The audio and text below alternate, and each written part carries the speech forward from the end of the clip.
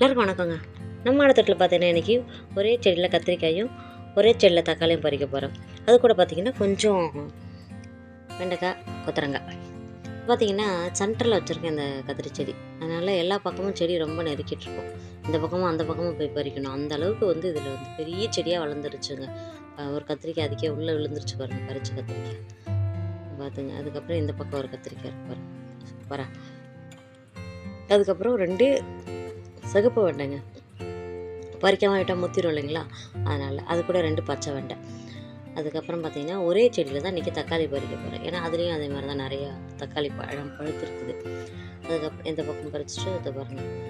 ஆனால் என்ன எல்லா செடியும் பெருசு பெருசாக விழுந்ததால படிக்க கொஞ்சம் அங்கேயும் இங்கேயும் கஷ்டமாக இருக்குது. அப்புறம் 2 செரி பழம் சூப்பராக பழுத்துருக்கு பார்த்தீங்களா, வெளியில் ஒவ்வால் விட்டு வச்சுருக்கு. அதுக்கப்புறம் நான் அறுவடை பண்ணேன். இந்த காயில் உங்களுக்கு பிடிச்சா லைக் பண்ணுங்கள், ஷேர் பண்ணுங்கள், மறக்காமல் சப்ஸ்கிரைப் பண்ணுங்கள். எப்போவும் நம்ம சேனலுக்கு சப்போர்ட் பண்ணுங்கள்.